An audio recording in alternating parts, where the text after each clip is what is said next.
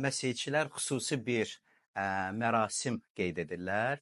İsa Məsihin ölülərdən dirilməyi və beləncə bir adət yaranıb, hansı ki, artıq min illiklərdir davam edirlər. Məsihçilər bu günləri bir-birlərlə görüşəndə onlar deyirlər İsa Məsih dirildi və cavab sözü olaraq deyirlər həqiqətən dirildi. Və bunun bu cür cavab verməyin də məqsədi ondadır ki, Məsih isə iman edən o qeyd etmək istəyir. Mən şahadət edirəm, mən şahidiyəm, mən əminəm. Müqəddəs yazılarda yazıldığı kimi İsa Məsih ölülərdən dirildi. Biz bu ilə demək istəyirik ki, müqəddəs yazılarda yazılanlar o həyata keçdi. Və Pasxa bayramının qeyd edilməsi müqəddəs yazılara baxanda həvarilər xüsusi bir göstəriş və tapşırıq verməmişdilər. Bu bayramı necə keçirmək lazımdır? Yəni, onlar Məsih İsa'nın ölülər arasından dirilməyi barəsində dəfələrlə və müqəddəs kitabın müxtəlif hissələrində bu barədə bölüşürlər və İsa'nın ölülər arasından dirilməyi müqəddəs kitabda xüsusi və özəl yer tutur. Amma onun üçün ayrılmış bir dini bayramın ya da mərasim keçirilməsi barəsində yazılmayıb. Çünki həvarilər istəyirdilər ki, İsa Məsihin adına iman edən bizlər bunu hər gün qeyd edək. Ancaq ildə bir dəfə deyil. Ancaq ildə bir dəfə deyil ki, biz ildə bir dəfə xatırlayırıq ki, İsa Məsih ölülərdən dirildi və bunu bir bayram kimi qeyd edək, süfrələr açaq, tədbir keçirdək. Həvarilər istəyirdilər ki, Məsih İsa'nın ölülər arasından dirilməyi bizim həyatımızın ayrılmaz bir parçası olsun. Və biz hər gün bunu qeyd edək. Hər gün Məsih İsa ölülər arasından dirilərək bizə ümid verdiyinə görə həmin o ümidi təkrar hər gün yaşayaq.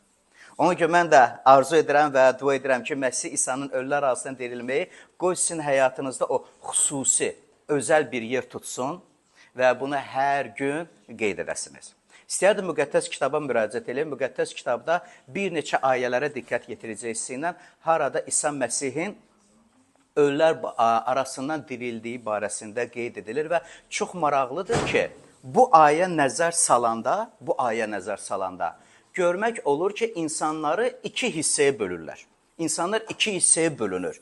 Və mən deyərdim, iki hissəyə bölünməyi bu insan taleyinin həll olunmasıdır.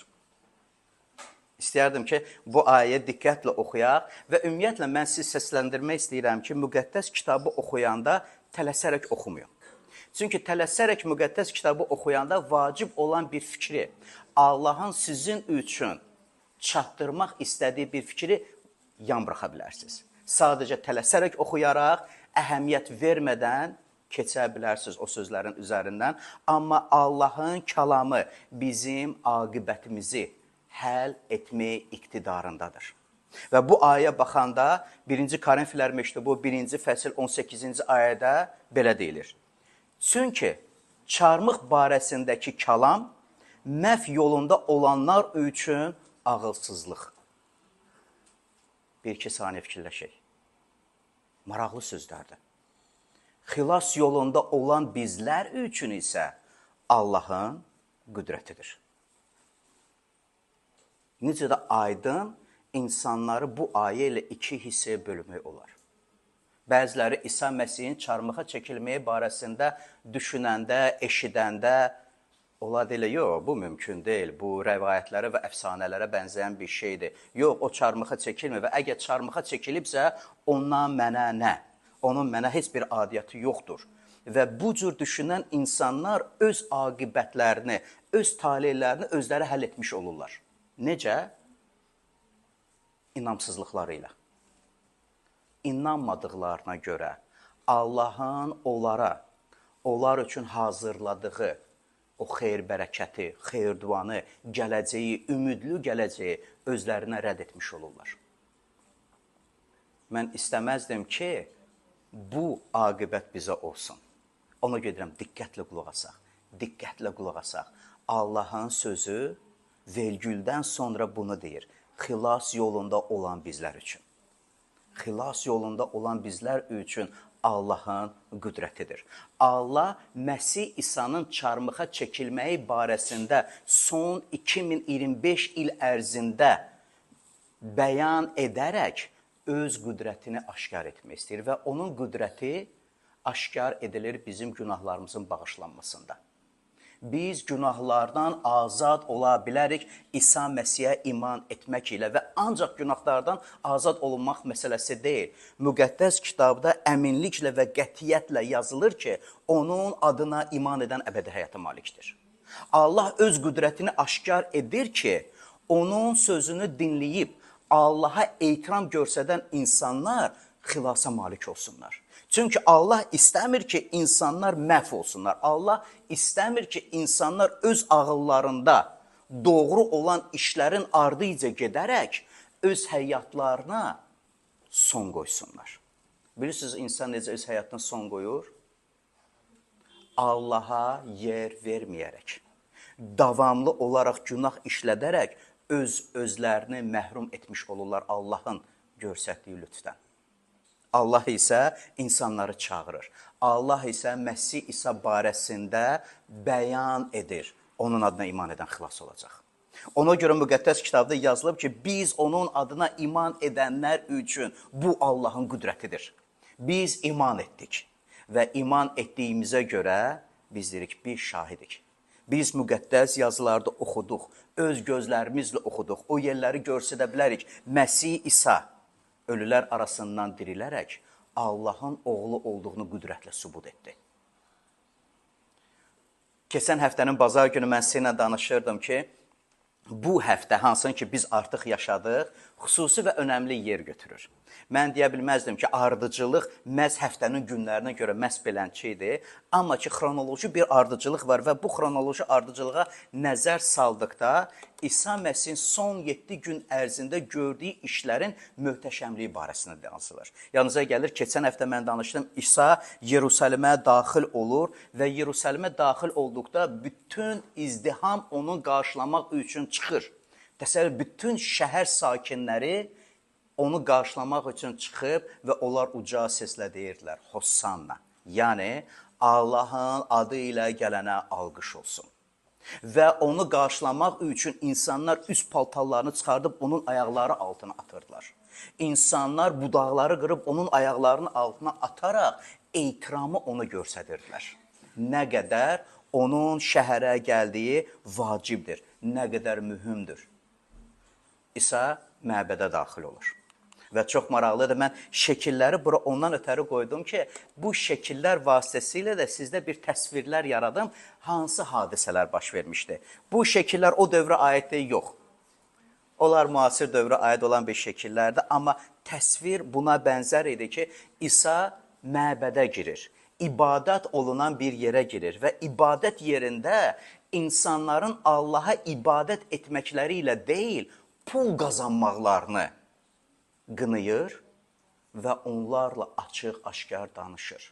Və onun sözləri nə qədər möhtəşəm və nə qədər vacibdir. İsa deyir, Allahın ibadət evi, dua evi olmalıdır. Ticarət yeri olmamalıdır. Allahın adından istifadə edərək pul qazanmaq doğru deyil. Allahın adından istifadə edərək öz mənfəətini tutmaq doğru deyil. İnsan bu yol ilə öz həyatına əgər pul qazansa da, o pulla lənət də qazanmış olur.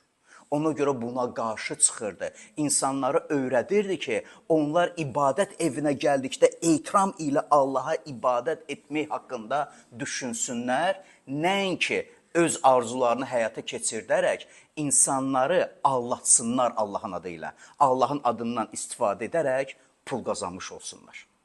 Mən deyirəm, siz belə olmayın. Onlar öz aqibətləri üçün öz qərarlarını verdilər.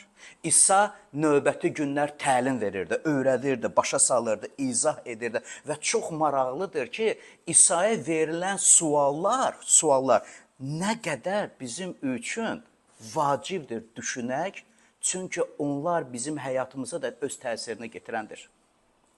Eyni ərəfədə Yahuda İskariyot adlı bir şəxs din xadimlərin yanına gedir. Bilirsiniz niyə din xadimlərin yanına gedir? Çünki din xadimləri İsa'nın öyrətdiklərinə qarşı idilər. Çox sadə səbəbə görə. Çünki İsa bu cür aşkar onlar haqqında danışanda onların Allah adı ilə qazanclarına qarşı çıxmış olurdu. Məsələ Allah deyildi. Məsələ ibadət deyildi. Məsələ din xadimlərinin xudbin, çirkin, pul qazanmaq arzuları idi. İsa isə ona qarşı danışırdı ki, Allahın adından sui istifadə edərək pul qazananlar olmuyor. Yahuda İskariyotsa gedir və 30 gümüşə İsanı satmaq üçün razılıq əldə edir. Mən deyirəm, həmişə belə olub. İnsanlar pul sevdası ilə yaşadıqlarına görə onlar xəyanət edirlər, onlar aldadırlar, onlar dostluğu satırlar. Mən deyirəm, siz belə insanlardan olmuyor. Siz bu insanlardan olmuyor. İsa insanlarla danışanda ona çox maraqlı suallar verirlər. Din xadimləri ona çox maraqlı suallar verirlər və o suallar aid edilirdi. Misal üçün, Allahın padşahlığına daxil olmaq barəsində. O suallar aid edilirdi boşanma barəsində və çox maraqlı idi ki, o sualları verən insanlar onlar öyrənmək üçün vermirdilər. Onlar sadəcə İsa'da hansısa bir səhv, hansısa bir qüsur axtarmaq arzusundaydı. Və deyirəm, indiyə qədər bəzi adamlar var, müqəddəs kitabları açırlar orada səhv axtarmaq üçün. Əslində müqəddəs yazılar bizə bir örnək olaraq verilib ki, müqəddəs kitaba biz nəzər saldıqda öz ürək niyyətlərimizə diqqət yetirik, öz düşüncələrimizə diqqət yetirik və əgər orada uyğunsuzluğu görürüksə, Allahın bizə verdiyi nəsiyyət ilə və bizim həyat tərzi arasında o uyğunsuzluğu aradan qaldırmalıyıq. Əgər biri oxuduğu halda o uyğunsuzluğu görüb aradan qaldırmırsa, o da öz həyatını məhrum edir Allahın ona verdiyi xeyir-bərəkətdən. Mən deyirəm, Allah bizim həyatımız üçün vacib olan sözləri müqəddəs kitabda yerləşdirdi. Vacib olan sözlər bizim əqidəmizi dəyişdirir. Həmin o düşüncələrimizdə yer alaraq ürək niyyətlərimizi saflaşdırır. Dostluqda, ailədə, iş yerində, olduğu hər bir yerdə saf insan olasan, ismətli insan olasan, ailə dəyərləri ilə yaşayan insan olasan. İsa'dan soruşurlar, boşanmaq caizdir, icazə verilir. Niyə evli insan boşanma haqqında düşünsün axı? Biz boşanan insan və evlənən insan cənnətdə nə edəcək? Niyə bu şeylər səni narahat edir? Niyə ailə qurduğun halda boşanmağı B planı kimi saxlayasan həyatında? İsa deyir, yox. Boşanan insan özünü məhrum edir. O zina etmiş insana bərabərdir. O da necə ciddi sözlərdir. Nə qədər Allah dəyər verir ailə münasibətlərinə, nə qədər Allah buna dəyər verir və öz ailəsinə dəyər verməyib, həyat yoldaşını xəyanət edən, incidən, onu sıxışdıranlar, da özlərini Allahın Məsihdə bəxş etdiyi lütfdən məhrum etmiş olurlar. Mən deyirəm, biz belə insanlardan olmayaq. İsa'ya verilən suallardan da biri çox maraqlı idi, yaxınlaşıb soruşurlar, vergi verməyə caizdirmi? İsa'nın cavabları həmişə möhtəşəm idi. Mən sizi çağıram, siz oxuyun, Mattanın müjdəsi 26-cı fəsli oxuyun, 27-ci fəsli oxuyun. Çoxlu bizim üçün ibrət sözləri var orada. İsa'nın cavabı mükəmməldir. Bilirsiniz necə cavab verir? O deyir, dövlətin payını dövlətə ver. Allahın payını isə həmişə Allaha ver. Maraqlıdır, yox? Əgər sən hansısa bir ölkəyə məxsus olan bir vətəndaşsansa, vətəndaş məsuliyyəti yerinə yetir. Bu sənin bir vətəndaş kimi dövlət qarşısında olan bir məsuliyyətindir. Allah qarşısında isə məsuliyyətin. Allaha aid olanı Allaha verməlisən. Allaha açıq üz ilə, açıq vicdan ilə, səmimi qəlb ilə ibadət edən insanlardan ol. Bu vacibdir. İsa davamlı olaraq öyrədir və deyir, yer və göy keçib gedəcək. Maraqlı sözlərdir. Yer və göy keçib gedəcək. Amma mənim söylədiyim əslə keçib getməyəcək. Ona görə də oyaq olun. Çünki Rəbbimizin hansı gün gələcəyini bilmirsiniz. Buna görə də siz də hazır olun, çünki bəşər oğlu gözləmədiyiniz vaxt gələcək. Bilirsiniz, bu qaçılmazdır. Bu qaçılmazdır. İsa Məsih aydın şəkildə deyir ki, bu qaçılmazdır. Yer və göy keçib gedəcək.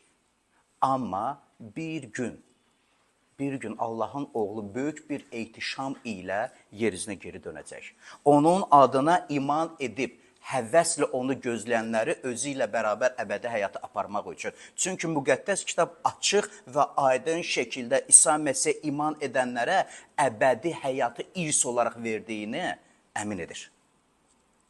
Müqəddəs kitab bunu öyrədir. Ona görə İsa Məsih kənd bə kənd dolaşaraq, şəhərləri gəzərək və sonra onun həvvariləri eyni işi görərək bilirsiniz nə deyirdilər? Tövbə edin. Çünki Allahın padşahlığı yaxındır. Tövbə edin, ürək niyyətlərinizi dəyişdirin, düşüncələrinizi saflaşdırın. Çünki Allahın padşahlığı yaxındır. Nə zaman gələcək? Onu biz bilmirik. Kim üçünsə fərdi gələcək. Və bir günü isə bütün axirət, bütün bəşəriyyət üçün gələcək. Allahın kəlamı bizə çağırır, hazır ol. Özünü buna hazırla. Necə özümü hazırlaya bilərəm? Təzə paltar giyinib, onun gəlişini gözləyim, süfrə açım, hazır olduğunu gözləyim, tək dünya olub, meşələrə, dağlara çəkilib, heç bir insanla təmasda olmayaraq özümü hazırlayım. Ən doğru hazırlıq ürək, niyyətlər və diqqət yetirməkdir. Düşüncələrini qorumaqdır. Hər cür pislikdən, zalımlıqdan, başqasına vurmaq zərərindən özünü qorumaqdır. Nə fayda var insana, çəkilsin meşələrə və dağlara, amma içində qatillik hissini yaşasın. Nə faydası var?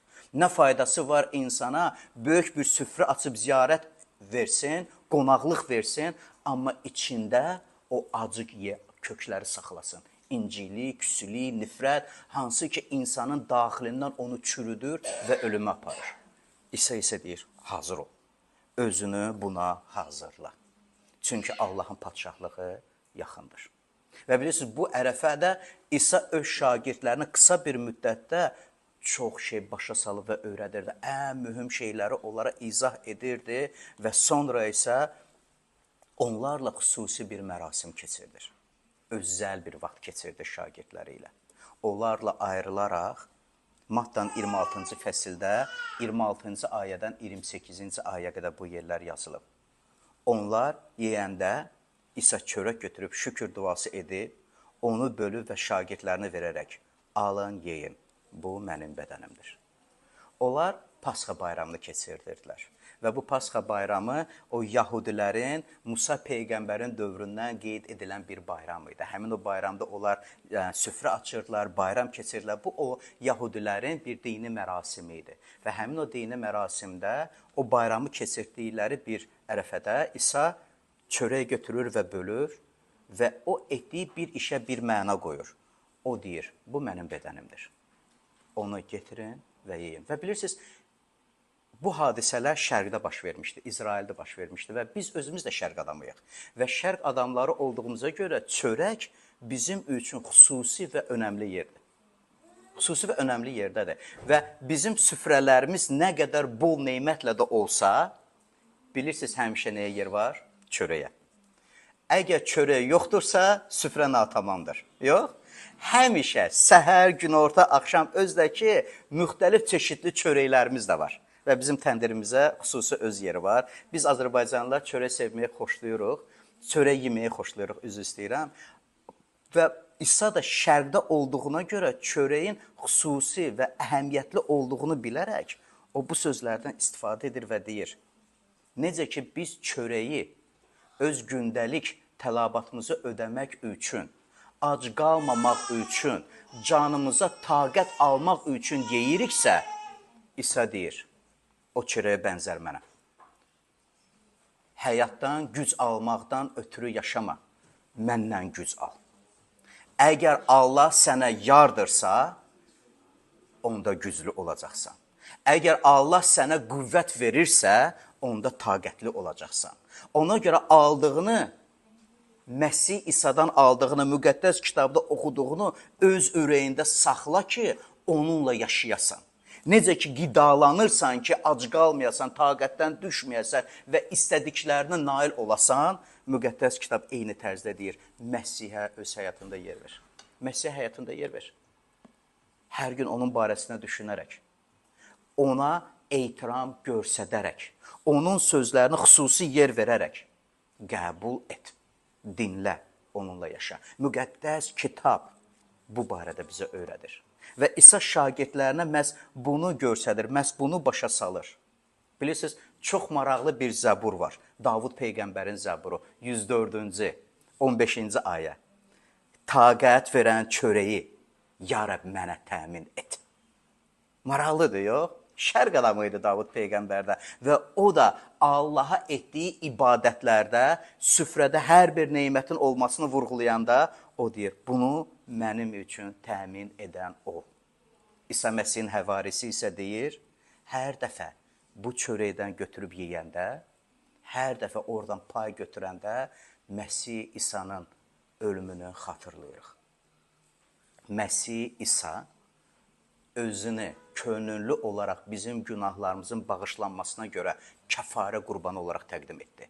Hər dəfə bu mərasimi keçirdəndə bunun vacibliyini və xüsusiliyini özümüz üçün vurğuluyuruq. Tək bizim üçün deyil, səma altında yaşayan bütün insanlar üçün, onların millətindən, dinindən asılı olmayaraq hər bir insan üçün aid olan sözlərdir. Onun adına iman edən əbədi həyata malikdir.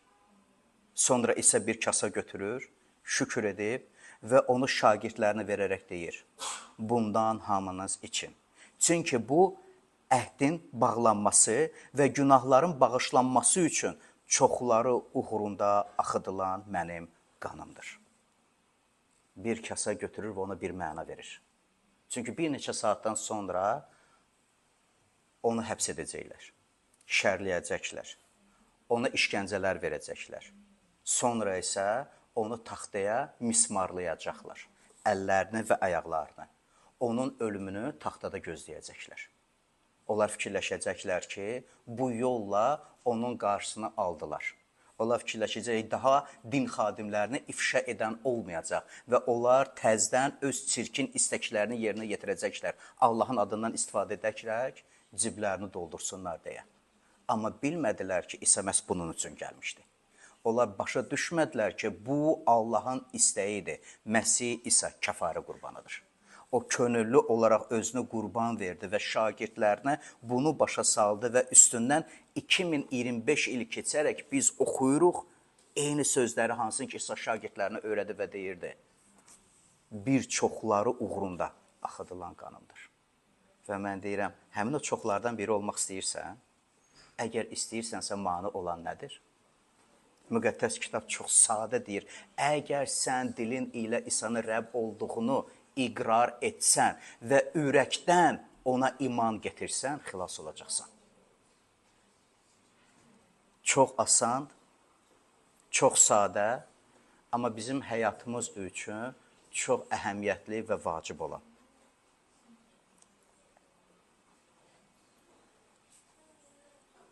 İbranilər məktubunda 10-cu fəsildə çox maraqlı bir sözlər var. Allahın bizim ilə bağladığı əhd ilə. Allah insanlarla yeni bir peyman bağlayır. Peyman Allahın insanlara verdiyidir. Bu mənanı daşıyır və burada belə yazılıb. O günlərdən sonra onlarla bağlayacağım əhd belədir. Rəbb bəyan edir. Qanunlarımı onların ürəyinə qoyub, zeynlərində yazacağam. Sonra deyir, günahlarını və qanunsuzluqlarını yada salmayacağam. Allah bəyan edir. Eşidirsiniz? Allah bəyan edir. Allah deyir, mən bəşəriyyət ilə İsa Məsihdə yeni bir peyman bağlayıram. Yeni bir əhd bağlayıram. Həmin o əhddə sizdən nə qurban, nə təqdimat istəmirəm. Və mən deyirəm, doğrudan da necə maraqlı və məntiqi bir düşüncədir. Məgər Allah naminə təqdim etdiyimiz heyvana həyat verən Allah deyilmi? Məgər Allah naminə hansısa bir hədiyyəni, bəxşişi Allaha təqdim etdikdə onu yaradan Allah deyilmi? Onda biz Allahın yaratdığının həyatına son qoyub Allah naminə ona təqdim edirik. Sizcə Allah ondan xoşallanar, Allah zövq alar bundan. Sizcə Allah üçün daha nə vacib və onun üçün əhəmiyyətlidir. Bizim əllərimizlə ona təqdim etdiyimiz, yoxsa ürəkdən ona həlimlik ilə itayət edərək, ona öz ürəyimizdə, öz düşüncələrimizdə ehtiramımı göstərərək hörmət etmək. Nə daha vacibdir? O deyir, günahları və qanunsuzluqları yada salmayacağım. Günahların bağışlanması olanda isə artıq günah üçün təqdim etmə yoxdur. Beləliklə, ey qardaşlar, və bu ancaq kişilərə deyil, xanımlara da aiddir. İsa'nın qanı sayəsində ən müqəddəs yerə daxil olmağa cəsarətimiz çatır. Necə qətiyyətli, necə əmin və necə də doğru. İsa Məsihin sayəsində ən müqəddəs yerə daxil olmaq üçün cəsarətimiz çatır. O cəsarəti verən Allahdır. O cəsarəti bizim içimizdə əminliklə yer verən Allahın sözünə imanımızdır. İman edirik və Allah deyir, xilas oldum. İman edirik və Allahın sözüdür, bu sənə nəsib oldu. İstəyərdim bitirim bu hissədə danışdığımı və kitabında 1-ci fəsil 18-ci, 19-cu ayədə olan çox vacib olan sözləri ilə. İsa Məsih belə deyir, diri olan mənəm. İsa deyir, diri olan mənəm. Mən ölmüşdüm, indi isə əbədi olaraq diriyəm. Ölüm və ölülər diyarın açarı məndədir. Beləliklə, öz gördüklərini indi və bundan sonra baş verəcək hadisələri yaz. Bilirsiniz niyə Allah ona tapşırır yaz? Bizə nəsib olsun. Bizim zamanımıza gəlib çatsın ki, biz də Azərbaycanlılar müqəddəs kitabı ana dilimizdə oxuyanda bu sözlərin vacibliyini başa düşək. İsa deyir, var olan mənəm. Ölmüşdüm, çünki məni öldürdülər. Amma mən dirildim. Günahlarınızın bağışlanması üçün özümü qurban verdim və sizdə gerçək bir ümid vermək üçün ölülər diyarından dirildim. Məhz bu günləri, məhz buna görə Məsihçi dünyasında bu günü, bu anı xüsusi önəm verirlər. Amma mən bir daha təkrar eləmək istəyirəm ki, ancaq ildə bir dəfə buna önəm verməyək. Bu düşüncə ilə yaşayan insanlar olaq. Məsih mənim günahlarıma görə öldü və mənə bəraət verməkdən ötürü ölülər diyarından dirildi. Mənə gerçək ümid verdi. Ona iman edən əbədi yaşayır. Bu qədər demək istəyirdim. İstəyərdim bir neçə belə dəqiqə sükutda keçirdək və mən dua edim və ondan sonra isə bizim dua vaxtımız olacaq və həmin o dua vaxtında yanında oturan insanla dua elə. Yəni, harasa getməyə ehtiyac yoxdur, hələ olduğunuz yerdə dua eləyə bilərsiniz. Bir-birinizin ehtiyacları üçün imkan verin ki, siz üçün dua eləsinlər və siz dua edin. Xeyir dua verin. Özünüz üçün nə arzulayırsınız və özünüz üçün necə arzulayırsınız? Yanında oturan üçün eyni cür dua elə. Çünki müqəddəs kitabda Allah bizə öyrədir ki, biz əkdiklərimizi biçirik, öz münasibətlərimizi biçirik. Sən necə istəyirsən insanlar sənə rəftar etsinlər. Sən istəyirsən ki, ürək yanğısı ilə sənin ehtiyacların üçün dua edənlər olsunlar, ürək yanğısı ilə başqasının ehtiyacı üçün dua elə. Sən istəyirsən ki, sənin ehtiyacını dinləyən insan olsun, başqasının ehtiyacını dinləməyə bacaran insan ol. Sən istəyirsən kimsə sənə dayaq olsun bu həyatda, sən yanında oturan insan üçün onun həyatında dayaq ol. Allah bizdən bu münasibəti istəyir və onun cəmiyyəti bunun üçün mövcuddur. Biz Məsih İsa'ya iman edənlər bir-birimizə bu dayağı verib, bir-birimizin ehtiyacları ilə maraqlanaraq dua edirik. Maraqlıdır ki, İsa Məsih bizə Allah haqqında bilik getirdi. Bizim Allah haqqında biliyimiz o müqəddəs kitaba əsaslanmadığına görə Allaha yad və Allahdan uzaq olur. İsa Məsih bizə bir nümunə verdi, Allaha ibadət eləyəndə ata deyərək müraciət eləmək. Allaha yaradan olduğu halda, hər şey öz sözünün qüdrəti ilə saxlayan olduğu halda, hər şey öz sözünün qüdrəti ilə idarə etdiyi halda hüzuruna gəlib deyirik. Ey göylərdə olan atamız. O da necə güclü sözlərdir. Və o sözlər bizim içimizdə o istiliyi və əminliyi yaradır ki, külli ixtiyar olan Allah məndən bixəbər deyil. Mən deyirəm, bir çox insanların həyatı buna bənzəyir. Onlar ömürlərini elə yaşayırlar, başlarını gündəlik işlərini o qədər qatırlar, fikirləşirlər ki, Allah ondan bixəbərdir. Çünki çox məşğuldur. Çoxlu məsuliyyəti var, çoxlu görəcəyi işlər var. Ən azından yer üzündə 7 milyard insan var, mən onlardan biri. Davud Peyğəmbər Zaburunda deyir, Allah səmada ulduzları düzdü və hər ulduzu öz adı ilə çağırdı. Təsəvvür edirsiniz. Kim sayar səmada nə qədər ulduz var? O ulduzları yaradan Allah onların nəinki sayını bilir, onların hər birini öz adı ilə çağırır. Və məsələ əlbəttə ulduzlardan getmir. Məsələ bizim həyatımızdan gedir. Allah hər birimizin həyatının başlanmasına xeyir-dua verdi. Allah istədi ki, biz yaşayaq və Allah hər birimizi tanıyır və hər birimizə ad verir. Ümumiyyətlə, müqəddəs kitabı sevirəm, bilirsiniz. Müqəddəs kitab vasitəsilə Allah özünü aşkar edir. Və müqəddəs kitab bizi aydın başa salır ki, əgər Allah özünü aşkar etməsə, biz Allahı kəşf edə bilmərik. O bizim üçün məmmalı, aydın olmayan, qapanıq olan, biz öz düşüncəmizlə, öz ağlımız ilə Allahı dərk edə bilmərik, əgər yaradan özünü aşkar etməsə. Və Allah özünü heç əsla da gizlətmir. Allah heç insanlardan da uzaq deyil. Allah müqəddəs olduğu halda, göyün 7-ci qatında insanlardan uzaq bir yerlərdə deyil. Yer üzündə insanlar arasındadır. Çünki o yaratdıqları arasında olmağı sevir. Allah bizim aramızda olmağı sevir. Müqəddəs kitabı oxuyanda çox güclü və düşündürən sözlər var, hansılar ki, bizim həyatımıza təsir edə bilər. Və istəyərdim, bir ayəni sizin diqqətinizə getirim. Efeslər məktubunda 2-ci fəsildə çox maraqlı sözlərdir. Çox maraqlı sözlərdir yazılıb. Lakin mərhəməti bol olan Allah. Təsəvvür edirsiniz?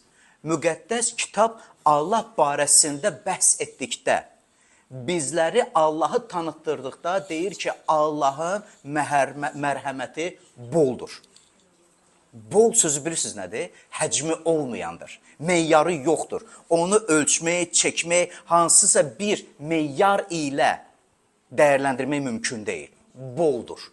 Tükənməyəndir, bitməyəndir. Allahın biz insanlara olan mərhəməti boldur. Və bilirsiniz, o mərhəmətə haçan ehtiyacımız olur?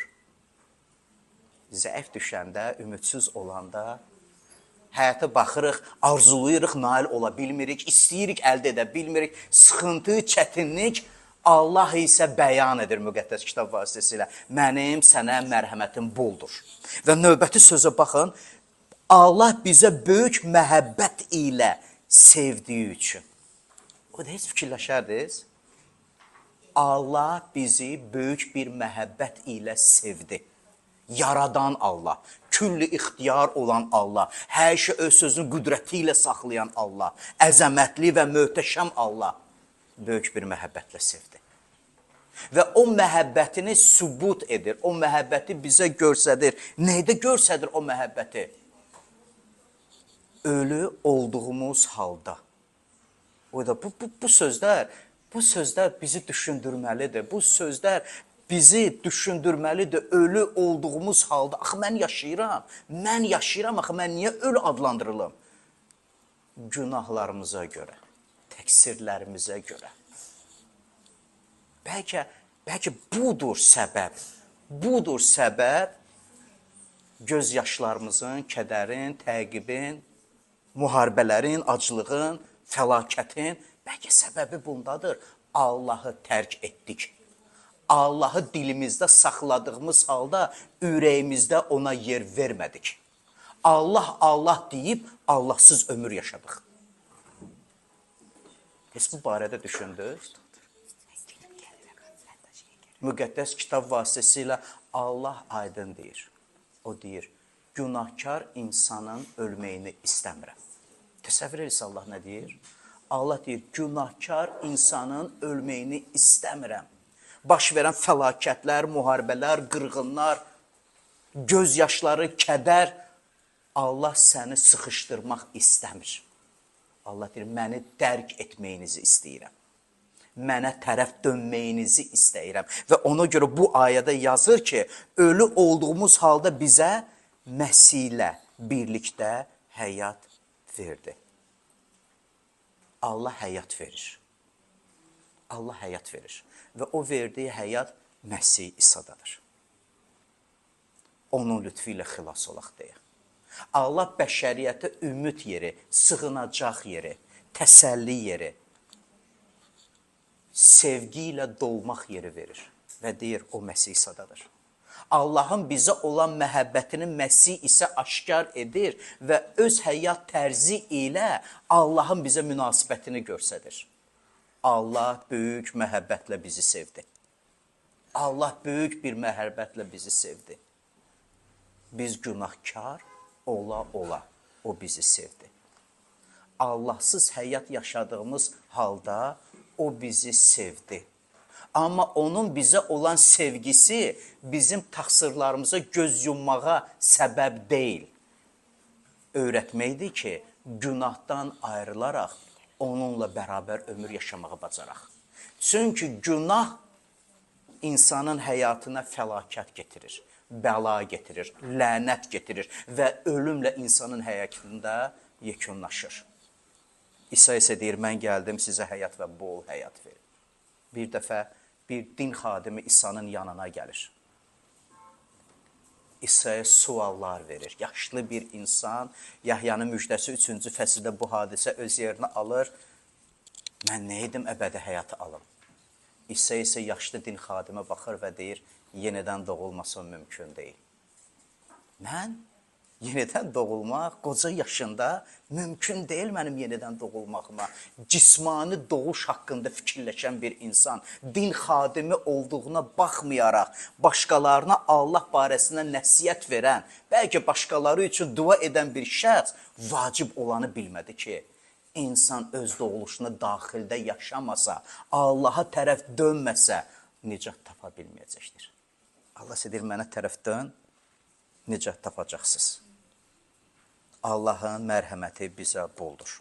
Allah o mərhəməti bizə Məsih İsa'da göstərir. Məsih İsa'da öz sevgisini, öz mərhəmətini, bizə olan xoş münasibətini göstərir. 2025 il bundan əvvəl İsa Məsih şagirdləri ilə danışır.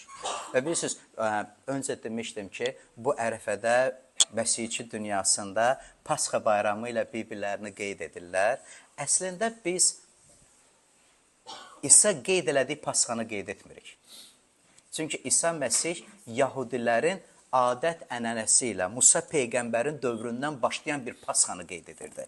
Və burada yazılır ki, İsa öz şagirdlərinə deyir ki, mən əzab çəkməzdən əvvəl bu Pasxa yeməyi sizinlə birgə yeməyi çox arzulayıram. İstədim sizinlə bu vaxtı keçirdim.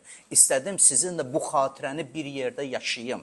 Və bilirsiniz, bu hadisələr Musa Peyğəmbərin dövrünə bizə qaytarır. Musa Peyğəmbərin dövründə İsrail xalqı o Misirdə əsarət içində yaşayırdı.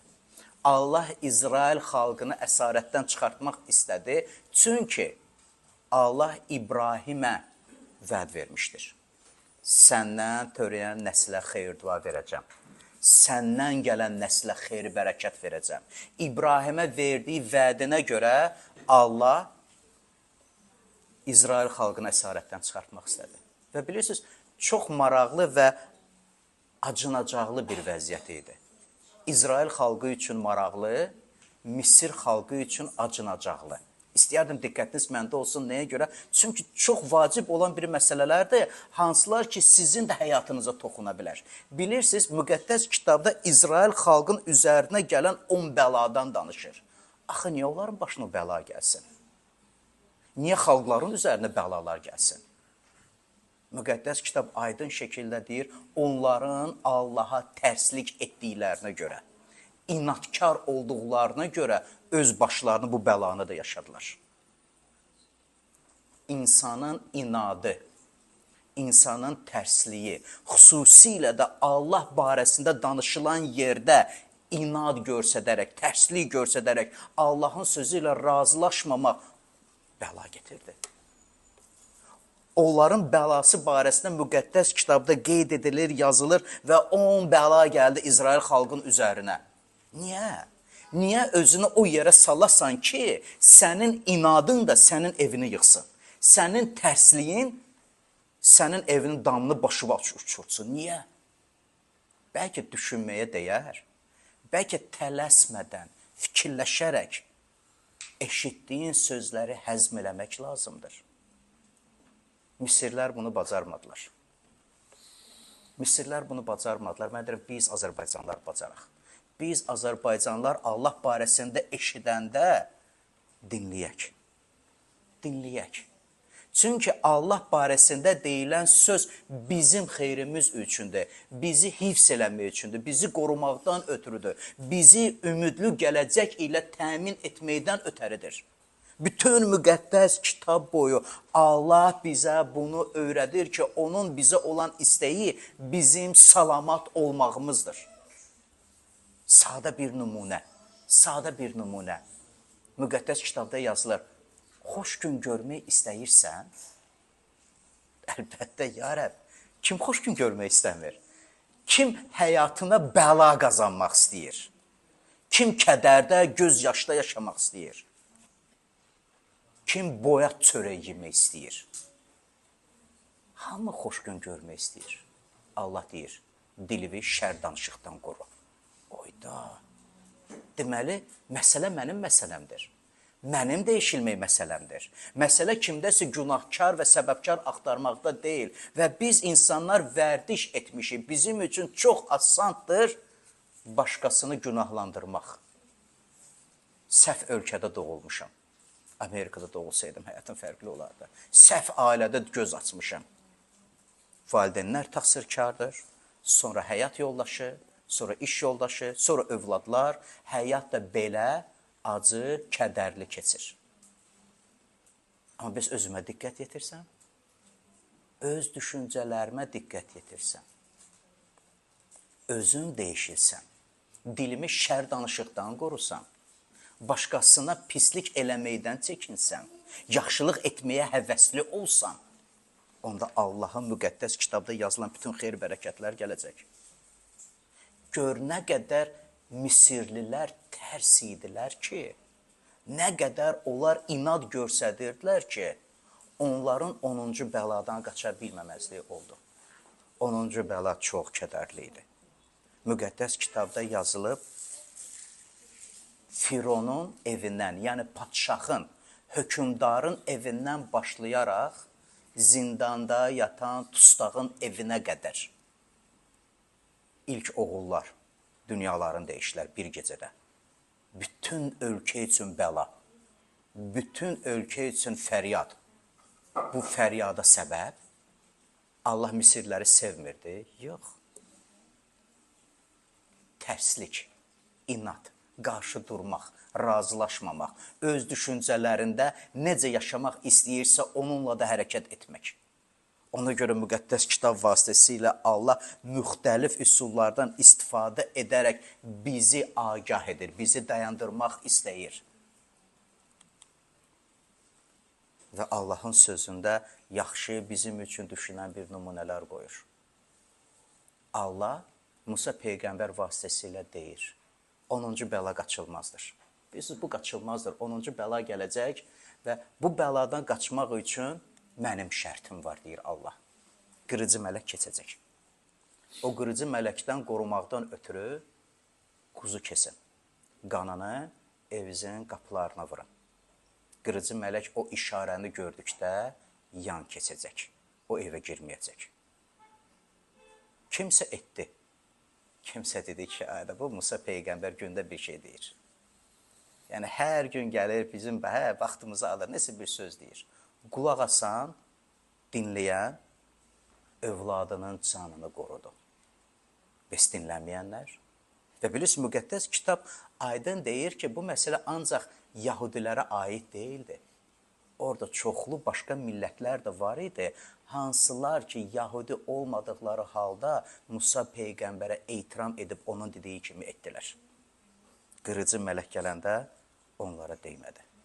Çünki onlar Allahın qoyduğu şərtə görə hərəkət etdilər. Və çox qədərli idi və bunu çıxış kitabında yazılır, orada qeyd edilir, qırıcı mələk keçəndə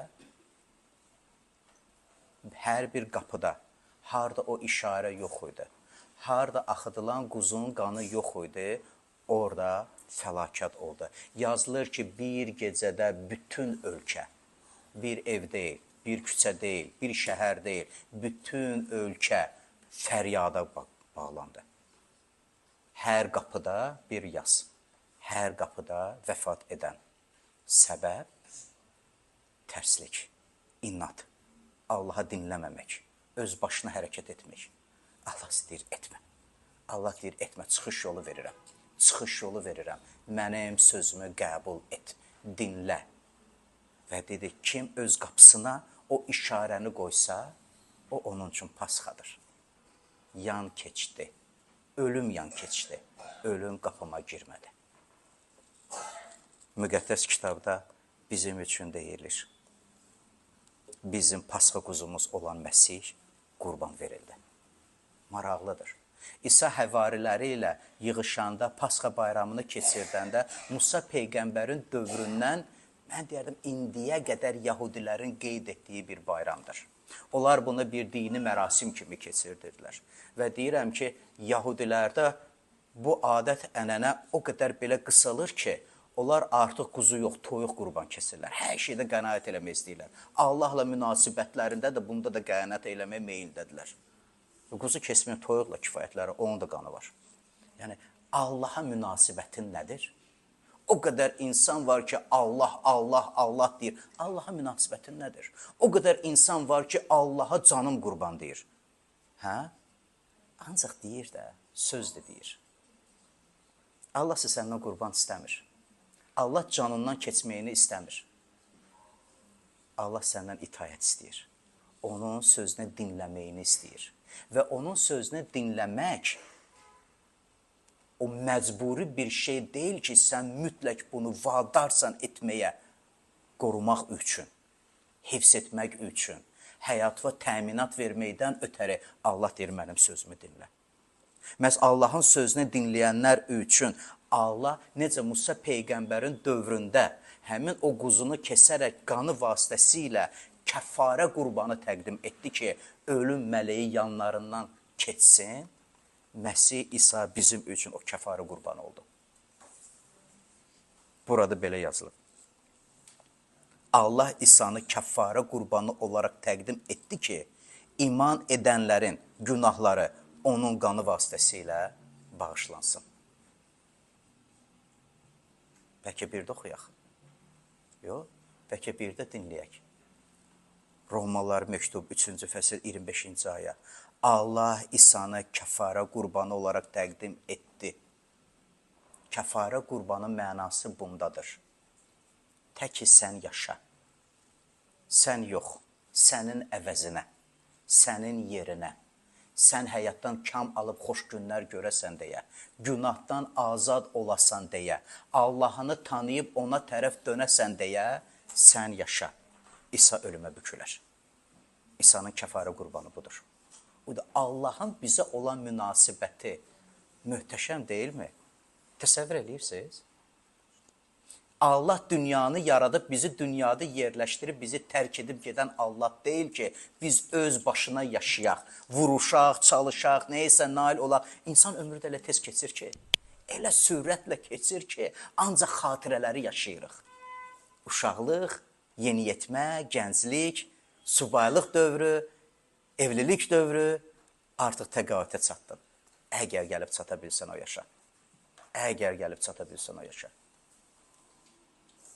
Allah xəbərdarlıq edir. İsa kəffarə qurbanıdır.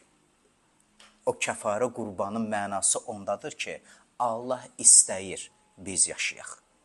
Allah istəyir ki, etdiyimiz səhv əməllərə görə biz lənətə duçar olmayaq. Allah istəyir ki, bizi lənətdən qurtarsın, ölümün caynağından alsın, ümidli gələcək versin. Allah istəyir ki, onun adına iman edənlər əbədi həyata qovuşsunlar. Müqəddəs kitab deyir, əbədi həyat İsa'nın qurbanındadır. Əgər İsa'nın qurbanını qəbul edən yoxdursa, o insan özünü cənnətdən məhrum etmiş olur. Çünki cənnətin sahibi, yaradan Allah, necə Musanın dövründə şərt qoydusa, yenə də eyni şərti qoyur. Və şərt bizi qəfəsdə bağlamaq üçün deyil. O şərt bizi xilas eləməkdən ötürüdür. O şərt iman etməkdən ötürüdür. Necə Musanın dövründə Musanı dinləyənlər bunu edərək öz övladlarını qorudular. Bu günləri İsa Məsihin kəfərə qurbanını qəbul edənlər də öz canlarını və nəinki öz canlarını, öz ailə üzvlərini, öz övladlarını qurtarmış olurlar. Allah İsa'nı kəfərə qurbanı olaraq təqdim etdi ki, iman edənlərin günahları onun vasitəsilə, onun qanı vasitəsilə bağışlansın. Bunu öz salihliyini göstərmək üçün etdi. Çünki səbirli olub, qabaqcadan edilən günahları cəzasız qoymuşdu. Deyirəm, əgər Allah etdiyimiz səhvlərə görə cəzalandırmağa başlasa, Allah başladığı saniyədə canımızı tapşırarıq. Əgər Allah insanın etdiyi səhvlərə görə davranıb insanı cəzalandırmağa başlasa, Allahın bizə bəxş etdiyi lütf bundadır ki, Allah bizim səhvlərimizə görə, səhv əməllərimizə görə səbir edəndir. İnanırsınız, mənim heç vaxt ağlımda bu sözlər bir yerdə yapışmırdı, heç vaxt yapışmırdı müqəddəs kitabı oxuyana qədər. Mən heç vaxt ağlıma getirə bilməzdim. Bilirəm, Allah səbirdir. Allahın adlarından biridir səbir. Amma onun nə olduğunu başa düşmürdüm. Müqəddəs kitabda oxuyanda başa düşdüm ki, Allahın səbri bunda aşkar edilir. Mən Allahsız yaşadığım halda Allahın mənə olan məhəbbəti dəyişilmədi. Mən Allahsız yaşadığım halda Allahın mənə xoş niyyəti dəyişilmədi. Ondan mükəmməl səbir var, ondan böyük bir sevgi var. Haçan səhv edir yaratdığı bəndə, Allah isə təhəmmül edir, gözləyir. Müxtəlif üsullardan istifadə edərək insanın ürəyinə danışmaq yollarını axtarır ki, insanı özünə tərəf qaytarsın. Yaradanımızı tanıyaq, ona tərəf dönək ki, onun xeyir-bərəkətinə də sahib olaq. Allah isə bol verir, həcimsiz verir. O bədənli çarmıxa çəkilərək bizim günahlarımızı öz üzərinə götürdü ki, biz günaha münasibətdə ölüb, salihlik üçün yaşayaq. Müqəddəs kitab aydın deyir, onun yaraları ilə şəfa tapdınız. İstəyirsən? Budur. Çox sadə. Sadə sözlər ana dilimizdə, başa düşdüyümüz tərzdə. Mürəkkəb cümlələrdən də ibarət deyil. Sadə cümlələrlə yazılıb ki, biz başa düşək.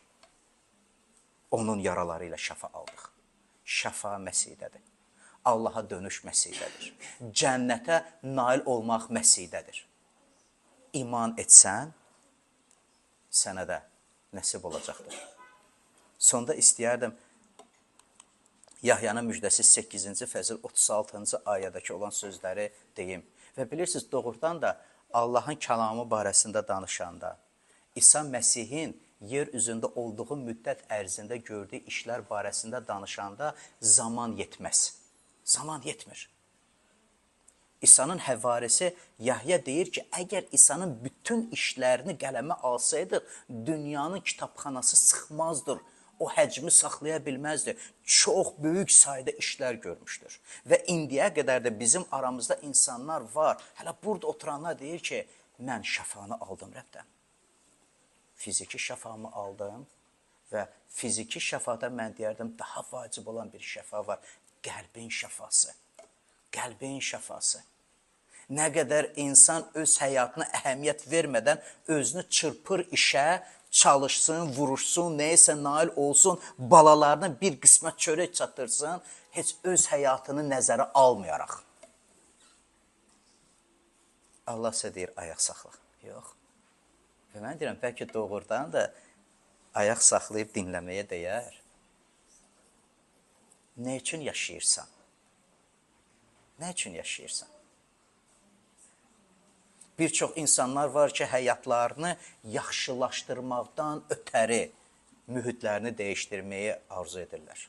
Mühit dəyişilsə, həyatım düzələcək. Bir şəhərdən o biri şəhərə, bir ölkədən digər ölkəyə həyatın düzələcək. Uşaqlıq dostlarına son deyib, yeni dostlar qazanacam, yeni dostlar mənə kömək edəcəklər. Müqəddəs kitab isə aydın deyir, əgər sənin evini Allah tikmirsə, bənnaların zəhməti boşdur, mənasızdır. Əgər Allah şəhərini qorumursa, əgər Allah səni qoruyan yar deyilsə, sən qorunuq altında deyilsən. Allaha tərəf dönək. Allaha sığınaq ki, o bizi qorusun, evimizi tiksin, bizə ümidli gələcək verir. Buna görə də İsa deyir, oğul sizi azad edərsə. Əgər oğul sizi azad edərsə, həqiqətən də azad olacaqsınız. Və biz deyirik, amin. Biz bunu datdıq, biz bunu yaşadıq, biz bildik və əminliklə deyirik. Əbədi həyat İsa Məsihdədir. Ona iman edən əbədi həyata malikdir. Biz ona iman etməyən, biriz ürək sıxıcı sözlər, amma qaçıla bilməyən bir həqiqət. Ona iman etməyən özünü məhkum etdi. Çünki Allahın oğlunu öz həyatına rədd etmiş oldu. Mən sizə deyirəm, gəlin bu sözləri eşidən sizlər, bizə onlayn qoşulanlar, bu sözləri həyatınızdan rədd etməyin. Çox asandır, əldə edin, müqəddəs kitabı götürün, özünüz oxuyun, araşdırın, əgər ilk dəfə eşidirsinizsə. Və özünüz əmin olun, Allahın Məsih İsa'da bəxş etdiyi lütfə. Amma əgər iman etmişiksə, mən deyirəm, biz bayram edirik. Biz qurtuluşumuzu bayram edirik. Biz sevincimizi bölüşürük. Rəbb həyatıma gəldi. Rəbb lütf ilə həyatıma gəldi. Böyük bir sevinc ilə həyatıma gəldi. Ürəyimdə olan boşluqları öz kəlamı ilə və onun kəlamından qaynaqlanan sevgi ilə doldurdu. Ona görə həyata biz baxanda müxtəlif çətinliklərə, müəyyən bir əziyyətlərə düşəndə biz deyirik, Rəbb mənimlədir. Rəbb mənimlədir. Rəbb mənimlədir. O mənə güc verir, taqət verir. Ona görə qorxmuram. Cəsarətlə və əminlə həyata baxıram. Bilirəm ki, Rəbb mənimlə bərabər mənim evimi tikir. Mən bilirəm ki, Rəbb məni qoruyur və mənə hifz edir. Mənə lazım olanla məni təmin edəndir. Bugünə demək istədiyim bu qədər idi. İstəyərdim ki, dediyim sözlər ürəyinizdə yer alsın. Bir söz ürəyinizdə yer alsa. İsa'nın bu sözü axırıncı hansın ki, mən qoyub və dedim ki, əgər oğul sizi azad edərsə, həqiqətən də azadsınız. Bu sözü götür, düşün. Müqəddəs kitabı əldə eləmək üçün heç nə ödəmək də lazım deyil. Var, pulsuz verərik. Tək ki, oxuyun, canınız salamat olsun. Ona görə, əgər kimə kitab lazımdırsa, bizə müraciət edin, təmənnasız verək. Niyə verəcəyik? Çünki istəyirik ki, həyatdan xoş gün görəsiniz, həyatdan kam alasınız. O xoş gün isə Allahın kəlamındadır. Bu qədər. Qörəbsin hər birinizə xeyir dua versin. Ümid edirəm ki, sizin üçün faydalı oldu.